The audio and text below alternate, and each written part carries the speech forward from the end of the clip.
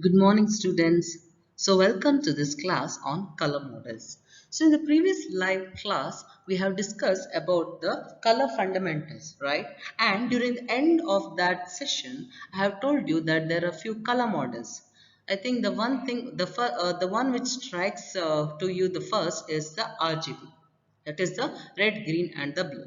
So, today we will go into a little bit more elaboration of what are the different color models and why do we have to go for color models.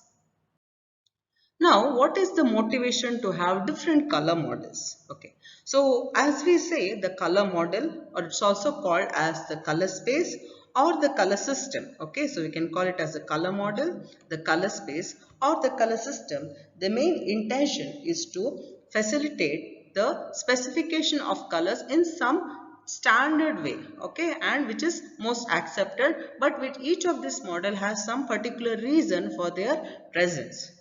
Now, most of these color models which are used today are usually oriented either towards some hardware such as these color monitors are there, printers are there. So, based on the requirements of these hardwares, or it could be basically due to some of the applications where we need to go for some color manipulation.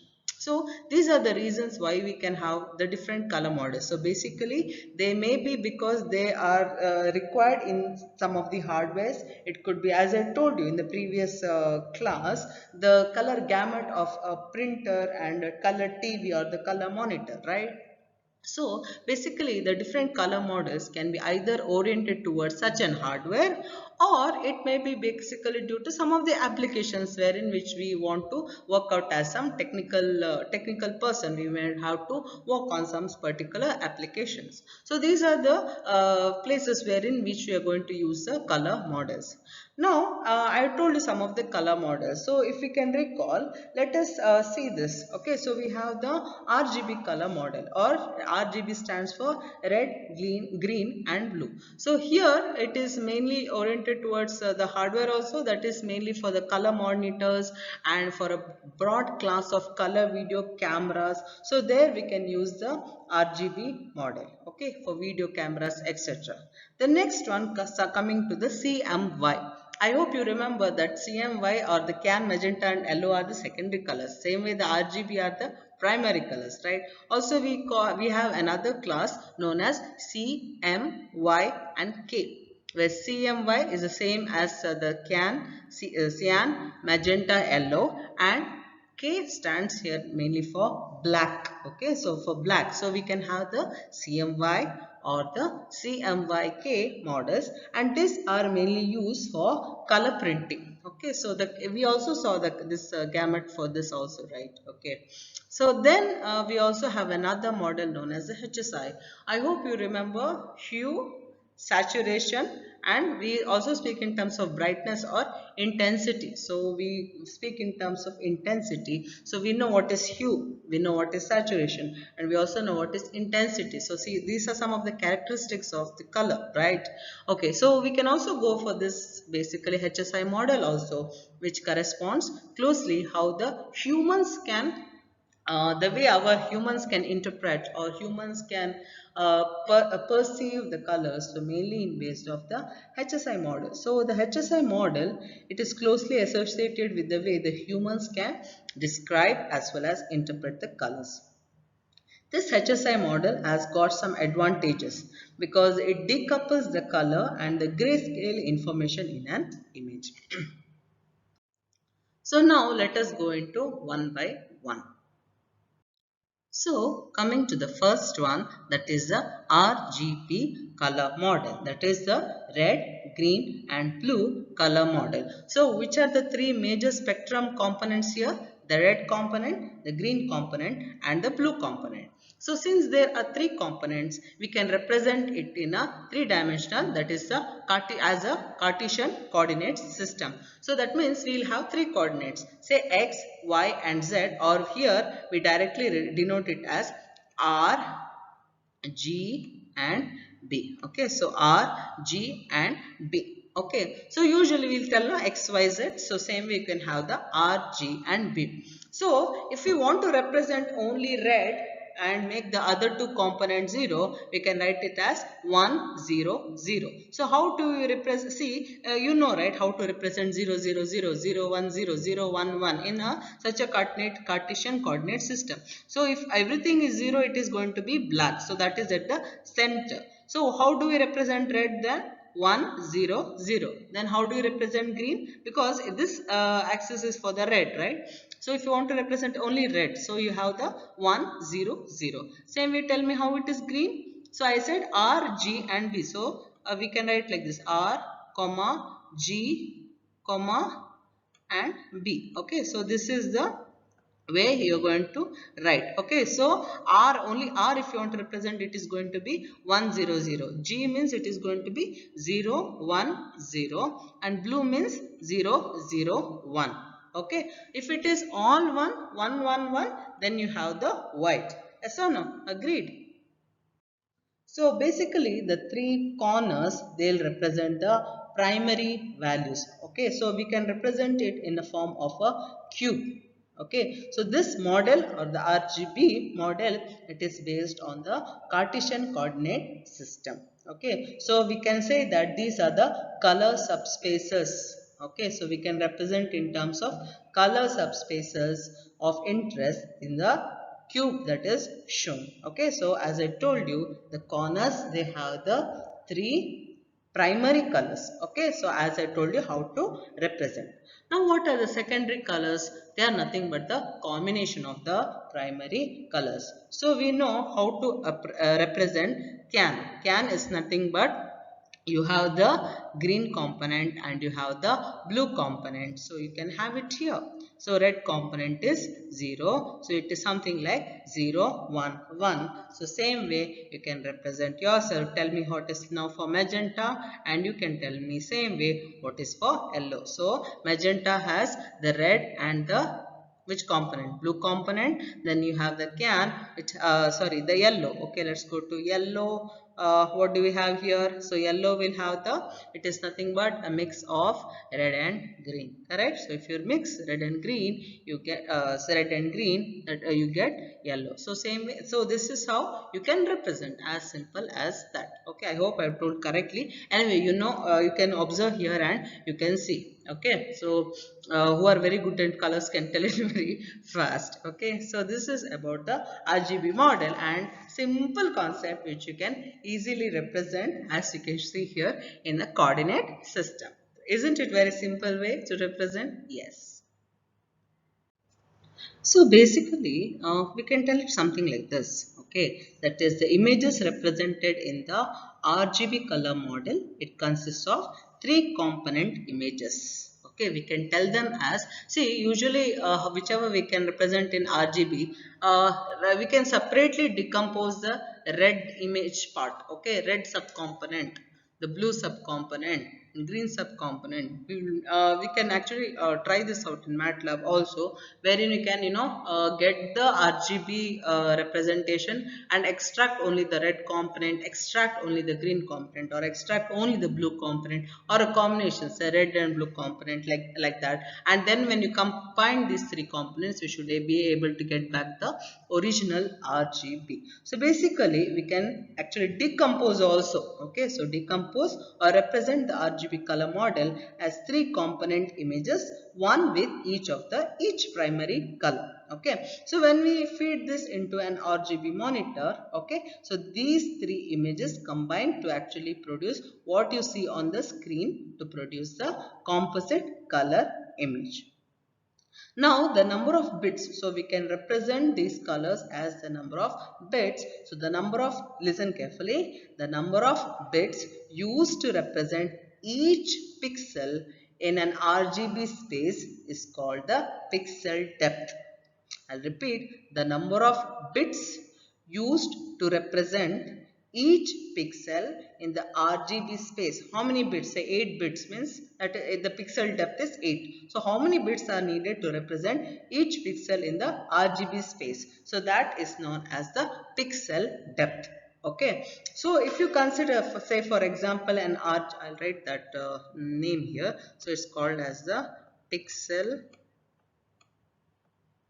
it's known as pixel depth. Depth means how many bits are used. Okay, depth. Okay, so that is the number of bits used to represent each pixel in the RGB space. So that is known as the pixel depth. So consider that now this not the grayscale. Consider that an RGB image is there in which each component, each, that is red separately, green separately, and blue, all these three images I told you just now that the RGB can be represented as three separate image components in terms of red image space and green image space and the blue image space or the blue image component. Okay, so think that 8 bits are used for red component, green 8 bits for green component, and 8 bits for blue component. So under these conditions, okay, under each condition, under these conditions, so each RGB color pixel,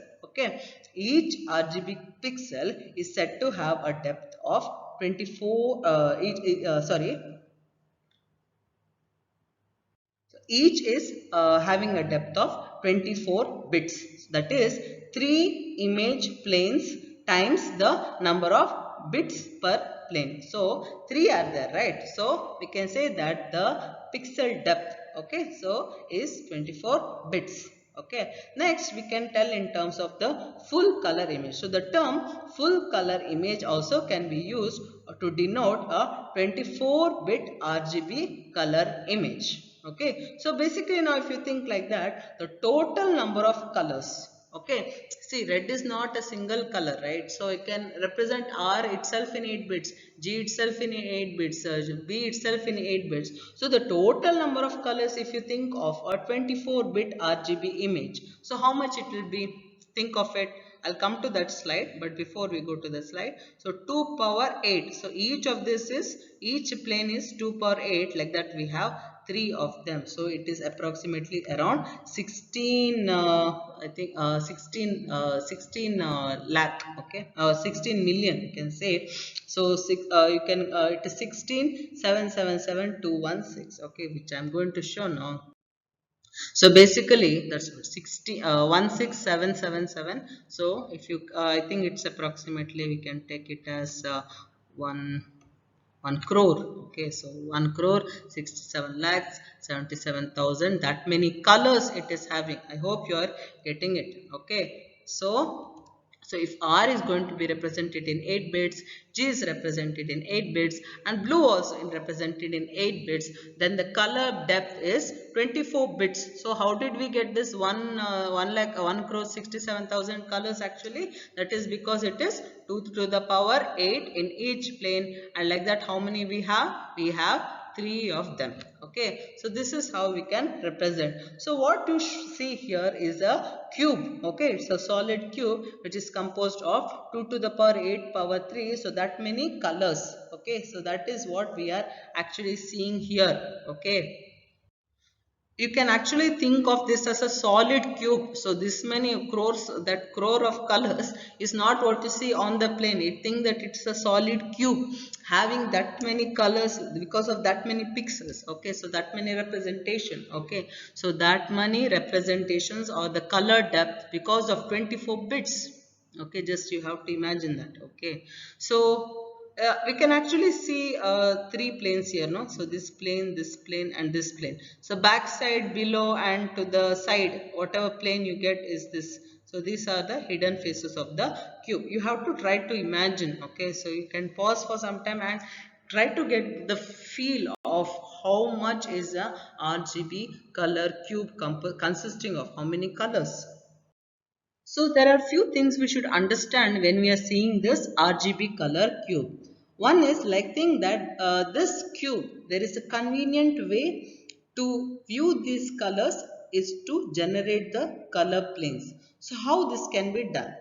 Think that okay, we are fixing one of the 3 colors and allowing the others to vary. For example, think that we are cutting. I cannot show how to do that. You take a cube. Okay, think that you are slicing. You have a cake, means you will slice na, like that. Okay, so think that this is like a RGB color cube which is having all the depth the color depth. Okay, so think that you're doing a cross sectional plane through the center of the cube. So you can think of the, as it the RGB plane, right? You have the R plane, G plane and the B plane. Okay, I think by seeing only you can see which is the R plane, which is the G plane. I already told you it is the same thing what you saw in the previous slide. Something like this, Z axis is the red. Okay, then the x, as though the x axis, the horizontal axis is the green, and the up axis, I think you can feel here. Okay, so something like this way is the red.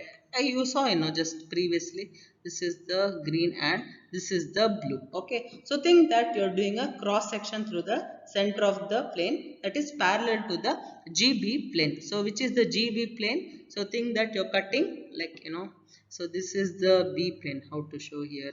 This is the B, this is the G. Parallel to that, you're cutting. Okay, I'm cutting actually. Like, think that you're cutting. So that's the cross sectional plane through the center of the cube that is parallel to the GB plane as though you are cutting. Okay, in this figure. Okay, so that is, we can consider it something like, it is the, in the center means it's something like 127th. So there are 250 two 8-bit planes, no, 1 2 3. So if you are considering the number like 8, okay, so means the total number is 255, correct? So the center will be like 127. So 127 comma G comma B, if as though we are taking that plane, because G B are fixed, that is we are going parallel to that. So red component is thing that the 127, because there are 250 5 planes, 0 to 255 or 256 slices we can do, pixels we can get. Okay, in the what is that, red plane. Same way 256 slices you can go in the, parallel to the RG plane, and same way you can go 256 slices, pixel slices you can go in the, vertical or the horizontal plane parallel to the green red plane. Okay, something like that. So think that you have done a section like this, as though, you cut this way, you cut. Okay, this I can represent. So I can cut this way. Okay, if at all, a cross sectional plane through the center of the cube which is parallel to the GB plane is cut. Here actually we have used the actual pixel values rather than the mathematically convenient normalized value. So in mathematically value, how we do? Usually we normalize in the range 0 comma 1, but here we are going to the actual, that is the 0 to 255. Okay, so we are actually going to the actual pixel value. Okay, because the former values are the ones actually used in the computer. So in the computer we don't go for normalized values to represent colors. How do we represent? We represent in terms of 0 to 255, like that. Okay, so this is how we should understand that there are so many planes here, and we cannot represent. The idea here is that this is an RGB color cube with the changing R value. You can change, you can fix. So if you fix G and B, the changing R value is as though we are moving this way. If you fix the red and green, the changing B value is as though you are moving this way. And each of this slice is like a 1 pixel slice. Okay, and it's like there are two, basically how many like that? So 256 in one direction, 256 in the other direction, like that. 3 directions we can go for 256 each. I hope just this is to get you a feel of what is a RGB color cube. Okay, so that there are 6 faces in this cube. I hope you can understand that. Now, actually, what you see here, please understand carefully. It is the image of the cross-sectional plane. Okay, viewed simply by feeding the three individual component images into a color monitor. Actually, if you do this as an experiment, it will become much more clear for you. Okay, if you take a, you have to better do it in MATLAB, or you can see some experiments or programs in MATLAB. You can take MATLAB, in MATLAB input a color image. Okay, and try to separate the red component, the blue component and green component. It doesn't appear actually like red, green, blue. It appears something like this gray scale. Okay, so that we need to understand. So this figure shows an image of the cross sectional plane And what we are trying to do here is that we are feeding the three individual component images into a color monitor. So think that the R, G and B, we are feeding it to the color monitor. So I told you the 127th plane. Okay, so think that it is a reverse process. Okay, so we are feeding into the color monitor, then we should get the RGB component. Okay, so what we are seeing here, it is the reversing. Okay, so what we are seeing, it's as though you are acquiring a color image by what, it is the reversing. Okay, so trying to get the RGB into the color monitor and getting the RGB. Okay, separate the separately feeding RGB, getting the RGB. In the previous I told you how to from the RGBs slice out the RG and B component. Okay, so you please read more of this in the textbook. Some more things which you'll need to understand is that though there are so many high-end display cards and monitors which provide some reasonable rendition of the colors in the 24-bit, I told there is a 24-bit RGB image. However, many systems, though we have so many 24-bit is like huge RGB image, nowadays or as of now, many systems are limited to 256 colors. Understood? There are basically 216 or 256 we can tell. 256 colors are what we are limited to. Okay, and numerous applications it makes it simple. Okay, so it makes simply makes no sense to use more than, so what is the meaning of using so many hundreds and thousands of colors? It is not required. Of course, high resolution means we need to have a small colors highly separated. Okay, but it doesn't make sense to use more than some few hundreds of colors. Okay, that is sufficient for human perception. So a good example is to actually just to go with 256 colors means we can go for pseudo color image processing techniques, which we will see in the future. Okay, so however, given the variety of systems, so many systems we are using currently, it is enough to have a subset of colors that can faithfully reproduce the whatever the hardware capabilities, using the available hardware capabilities, how much ever it can faithfully reproduce the actual colors, that is sufficient. Okay, so this subset of colors from the listen carefully. So this subset of colors from the huge lakhs of colors, this subset of 256 colors is known as the safe RGB colors, or we can represent using the RGB safe color cube. Okay, so for 8-bit color representation, we can go for a total of 256 colors. Okay, so the remaining whatever the colors are there, it is left to the operating system to decide. Okay, so in internet applications, what we say is that we have something called as a safe web colors or the safe browser colors. Okay, generally what we call it as the safe RGB colors or the set of all systems safe colors. So the assumption is that the 256 colors is the minimum number of colors that can be reproduced faithfully by any system in which a desired result is likely to be displayed. Okay, 40 out of these 256 colors are known to be processed differently by the various operating systems. That's what I meant. So out of the that is out of the 256, 216 are ones that is how the computer or the hardware can actually do, and the remaining 40 colors are left to the OS. So 216 are the common colors out of the 256. Okay, so these 216 colors have become the de facto standard for safe colors. So even in 256, the 216 are the de facto standards for the safe colors. And what you can see here is the cube. I think I don't have to explain this cube. This is the representation. Okay, so totally having the 256 colors. Okay, I hope you can see. So here there are 6 colors. Here there are 6 colors. So totally 36.